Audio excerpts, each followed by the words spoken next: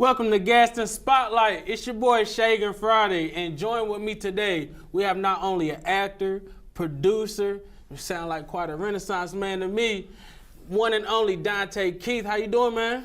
I'm doing well. How you doing today, Man, sir? I'm doing real good. Thanks for coming. Well, thank you for having me. It's an honor. Okay, so let's talk about this the film thing, man.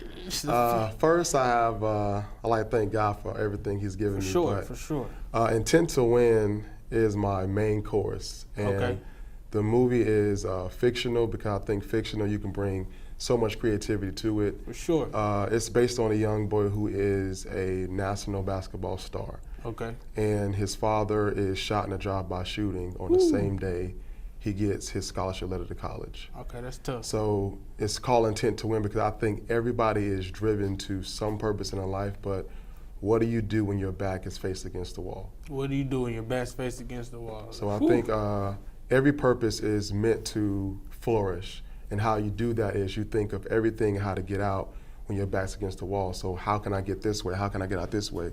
And so when he finds out his dad gets shot, when he's in his press conference, his mental goes blank and he goes numb. So you're already in the limelight, so every decision matters, every choice you make is seen, but what is he gonna do? What is he gonna do? That's a crazy storyline, man. Yeah. Man, I gotta I'm gonna have to watch that for sure. Yes, it's it haven't been we haven't started filming yet, but it is in R&D development, research and development right now phase. But you can go on Amazon and go get the book. You heard it, Amazon. So do you have a team when you're filming, or is so I'm actually a self-director, self-published and everything like that. Okay. But I do everything off the strength of knowledge. You know, I should if I can learn it, if someone else can learn it, why can't I learn it? Logo right there. If I can learn it, that's tough. Oh, so yeah. I heard it was about basketball. So I know you into sports. I know you have a team. You talk a little bit about your football team, though, right? So for me, I think for me, coaching and also football. I actually played football. I was a #1 in scout in Maine. I was #1 wide receiver, kick returner, #2 cornerback. Elusive.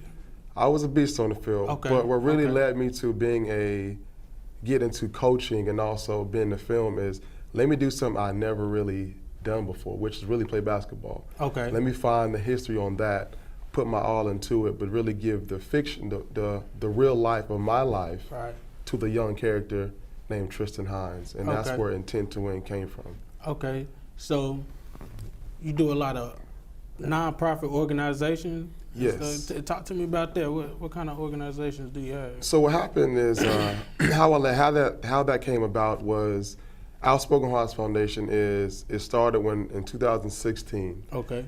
I had a vision of helping the homeless actually. Oh, man. And because when you have an open heart, you do so much. You give, with nothing you want in return. And so Outspoken Hearts Foundation now is organized on youth and also community outreach, based in Charlotte, but focused on mental health, based on community change, and also conflict resolution.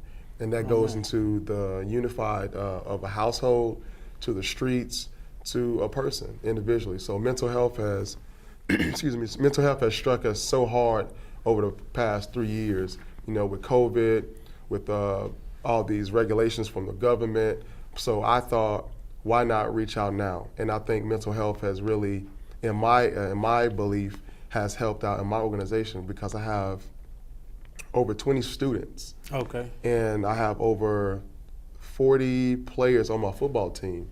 And all of them have really joined together to become a family of Outspoken Hearts Foundation, whether they're helping me distribute in the community or also me outreaching to them. So Outspoken Hearts Foundation is an up and rising foundation. It's elusive, like you said. It's elusive, and I think everyone should know about it. Okay. So I hear a lot of teaching going on, you know, working with the kids and the youth, you know. So tell me about your teaching career so far. Like, what are you teaching? So that word teacher to me is something that I can't really take that title. I'm more of an advocate. I'm more of an advocate for those who can't speak. So Outspoken speaks for the ones who can't speak. So me being an advocate for those who are in the school and teaching them more about life in my lesson plan in film and theater, but also giving them the morals of their purpose to find film is something you can let loose in. Everybody has a story, but no one knows who you are until you write yours down and tell it. Okay, and that's I relate to that a lot. You know, I felt that. That's pretty deep. So, do you have anything going on upcoming that you want to? Yes. So, with me being an author, I just actually let me start here.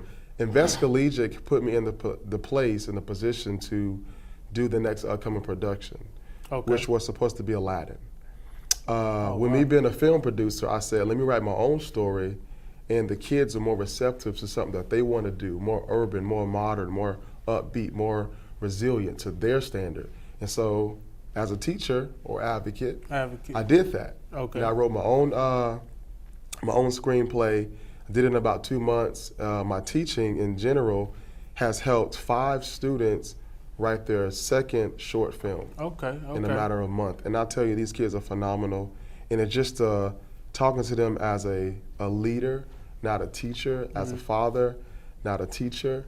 And it's like they relate so much more.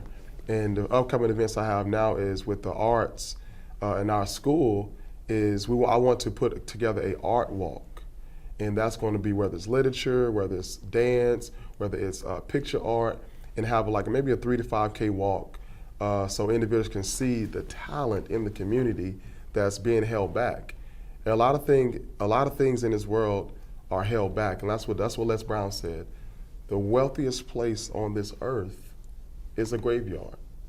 So when you put it on paper, it makes more perspective for those to be able to relate to you, so you can reach out to more people and plant a seed, because you're not here for you. Straight up.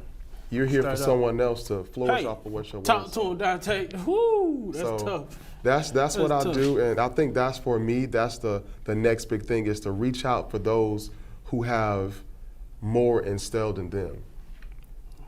So like I said, an art walk. I do have. I want to host a lot of fundraisers in the city of Charlotte.